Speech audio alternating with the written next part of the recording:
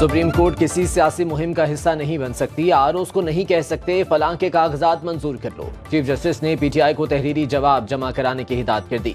अदालत ने रिमार्क्स दिए कि यहाँ दुखड़े ना रोएं, ट्रिब्यूनल्स में जाकर सबूत पेश करें। लेवल प्लेइंग फील्ड ना मिलने पर तौहीन अदालत केस की बराह रास्त समाअत। चीफ जस्टिस काजी फायज ईसा के पूछने पर लतीफ खोसा ने बताया, इलेक्शन कमीशन का जवाब नहीं पढ़ा, जवाब के लिए 3 रोज की मोहलत दी जाए। पीटीआई की दरखास्त पर समाअत 15 जनवरी तक मुलतवी। बल्ले की वापसी के लिए दायर दरखास्त 10 जनवरी को मुकर्रर।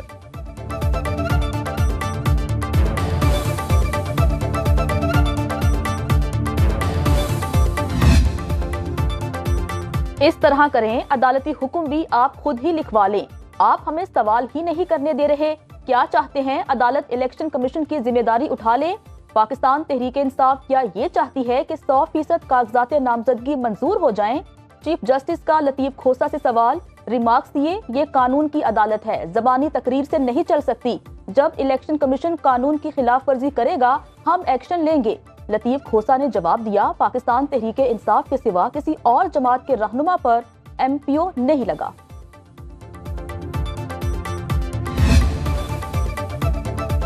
सुप्रीम कोर्ट ने जुल्फिकार अली भुट्टो फांसी रेफरेंस की बराह रास्त समाअत। अदालती मावन मखदूम अली खान ने कहा, बदकिस्मती से जुल्फिकार अली भुट्टो की फांसी वापस नहीं हो सकती।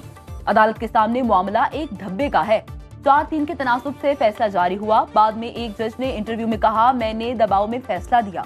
जस्टिस मंसूर अली शाह ने इस्तफसार किया, जुल्फिकार भुट्टो केस में नजरसानी का दायरा इख्तियार इस्तेमाल हो चुका, अब क्या तरीका कार बचा है जिसके तहत अदालत का दायरा इख्तियार हो?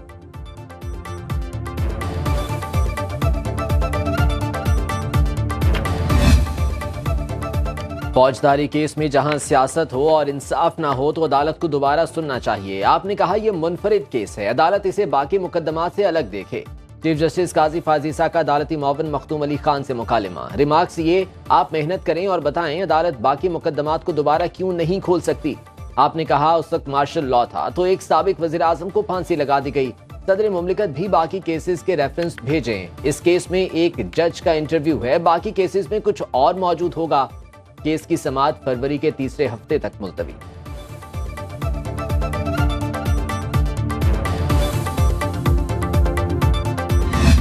जिस तरीके से ये फैसला करवाया गया वो अफसोस के साथ वो प्रेसिडेंट बार बार बार बार बार बार जो है वो चलता आ रहा है। हमारा तारीख गवाह है, हमारा एतमाद है, उम्मीद है कि इंशाअल्लाह ताला जस्टिस फायज ईसा साहब और उनके जो ब्रदर जजेस है इंसाफ के मुताबिक फैसला सुनाएंगे। मौका है हम आइन, कानून और तारीख को दुरुस्त करें।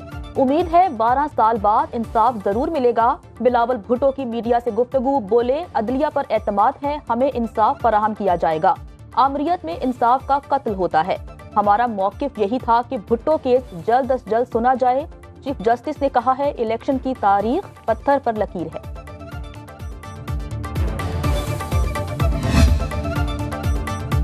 आम इंतखाबात का काउंटडाउन जारी। पोलिंग में 1 महीना रह गया। इलेक्शन मैनेजमेंट सिस्टम पर GMS रूटर तमाम रिटर्निंग अफसरों को पहुंचा दिए गए हैं। आरोज इंतखाबी शेड्यूल में उम्मीदवारों की खत्मी फहरिस्त EMS के जरिए इलेक्शन कमीशन को फ्राहम करेंगे। PDF कापी तमाम आरोज के पास दस्तयाब होगी।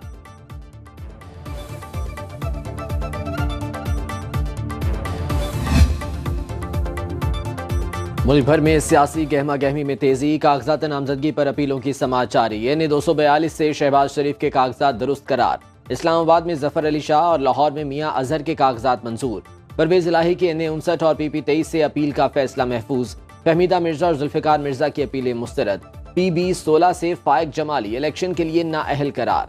NA 264 से जमाल रईसानी के कागजात मंजूरी का फैसला कलअदम। NA 133 से सरदार हारून को इलेक्शन लड़ने की इजाजत।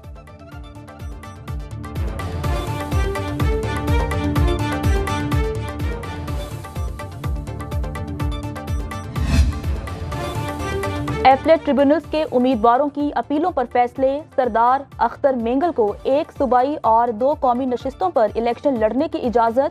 सुन्नी तहरीक के साबिक सरबराह सरवत एजाज कादरी इलेक्शन लड़ने के लिए नाअहल करार। NA 70 से हाफिज हामिद रजा की अपील मंजूर। PP 150 से इबाद फारूक की नाअहली बरकरार। PP 55 से अरसलान हफीज के कागजात दुरुस्त करार। PS 113 से शहजाद हुसैन शाह, PS 75 ठट्ठा से मुस्तफ़ा अमीर के कागजात मंजूर। पेशावर ट्रिब्यूनल में 38 अपीलें सुनी जा रही हैं। खलीकुर रहमान खटक के कागजात नामजदगी मंजूर। कोयटा ट्रिब्यूनल में 405 अपीलों पर समाअत का सिलसिला जारी। दोहरी शहरियत रखने वाले उम्मीदवार की अपील पर फैसला महफूज। अपीलेट ट्रिब्यूनल के जस्टिस अरबाब मोहम्मद ताहिर ने समाअत की। दौरान समाअत इलेक्शन कमीशन के वकील ने दोहरी शहरियत से मुताल्लिक सुप्रीम कोर्ट के फैसलों का हवाला दिया। दरखास्त गुजार मलिक आमिर NA 47 से उम्मीदवार हैं।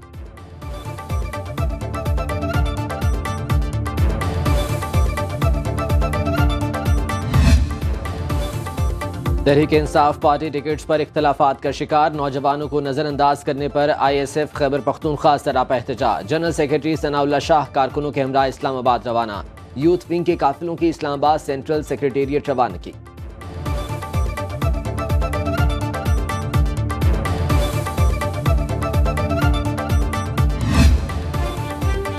नून लीग की जाती उमरा लाहौर में मुशावरती बैठक। नवाज शरीफ की जेर सदारत इजलास में इंतखाबी हिकमती अमली पर सलाह मशवरे। पंजाब, KP सिंध और इस्लामाबाद के लिए पार्टी टिकटों पर मुशावरत। मरियम नवाज, इसहाक डार, राना सनाउल्लाह और दीगर सीनियर क़यादत की शिरकत। कराची में MQM से सीट एडजस्टमेंट के लिए मुज़ाकरात का फाइनल राउंड आज होगा।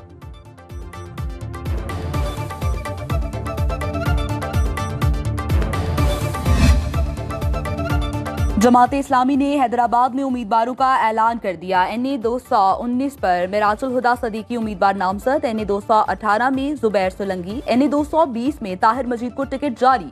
PS 60 पर महबूब, PS 61 पर फतेह शोरू उम्मीदवार। PS 62 से सैफुल रहमान, PS 63 से आफाक नसर उम्मीदवार नामजद। PS 64 में जहीरुद्दीन शेख और PS 65 के लिए इरफान कायम खानी को टिकट जारी कर दिया गया।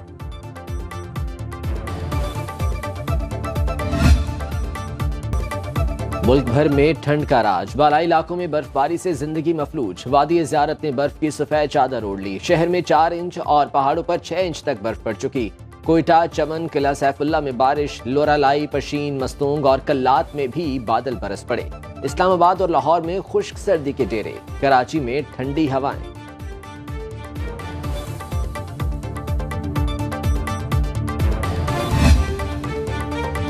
सर्दी की शिद्दत में इजाफे के साथ ही गैस की तलब बढ़ गई। लाहौर समेत पंजाब भर में गैस की लोड शेडिंग। घरों के चूल्हों में गैस प्रेशर कम हो गया। अवाम महंगी LPG इस्तेमाल करने पर मजबूर। LPG की फी किलो कीमत 300 रुपए तक पहुंच गई।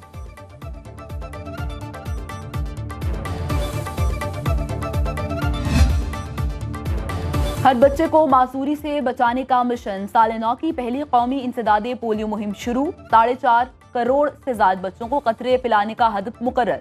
इंसदादे पोलियो मुहिम 2 मराहिल में मुकम्मल की जाएगी। पहला मरहला आज से 14 जनवरी तक जारी रहेगा। दूसरा मरहला 15 से 19 जनवरी तक शेड्यूल। दूसरे मरहले में लकी मरबत और जनूबी वजीरिस्तान में बच्चों को वैक्सीन पिलाई जाएगी।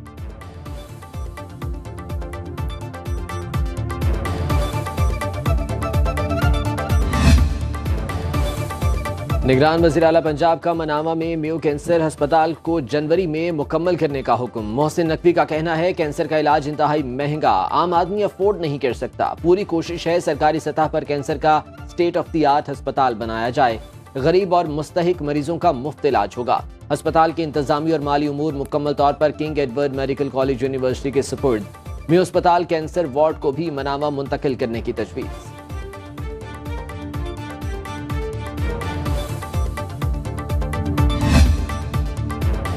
सिंध में स्कूलों के औकात-ए-कार में तब्दीली। कराची में तदरीसी अमल 8:30 और अंदरूने सिंध 9 बजे शुरू होगा। महकमा तालीम सिंध ने नए औकात-ए-कार का मुरासला जारी कर दिया। तालीमी इदारों में छुट्टियां बढ़ाने की कोई तजवीज़ ज़ेरे गौर नहीं, निगरान वज़ीर आला पंजाब ने वाज़ेह कर दिया।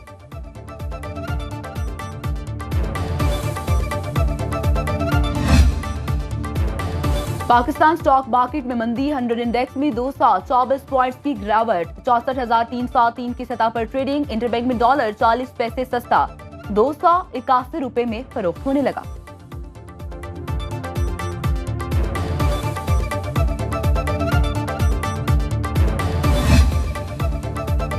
स्टेट बैंक की मालियाती पॉलिसी इजलास का शेड्यूल जारी न हो सका। रवामा शरह सूद 22% पर बरकरार रहने का इम्कान। हुकूमत और स्टेट बैंक की महंगाई पर काबू पाने की तमाम कोशिशें नाकाम साबित होने लगीं।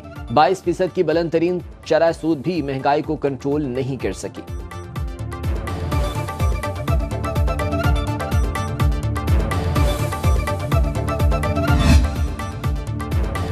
Pakistan global health security summit 2024 का मेजबान। 2 रोजा कॉन्फ्रेंस 10 जनवरी से इस्लामाबाद में शुरू होगी। 15 ममालिक से सेहत के हुकाम और तंजीमें शिरकत करेंगी। सेहत के तहफ़्फ़ुज़, वबाई अमराज, मौसमियाती तब्दीली के सेहत पर असरात का जायजा लिया जाएगा।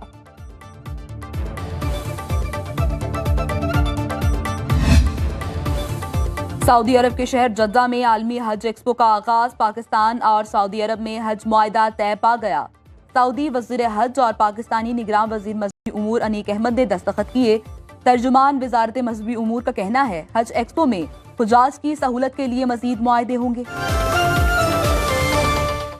अब खबर आपकी दस्तरस में, हर वक्त बर वक्त। अभी सुनो न्यूज के YouTube चैनल को सब्सक्राइब कीजिए, बेल आइकॉन पर क्लिक कीजिए और बाखबर रहिए मुल्की और बैनुल अक़वामी हालात से यकीन के साथ।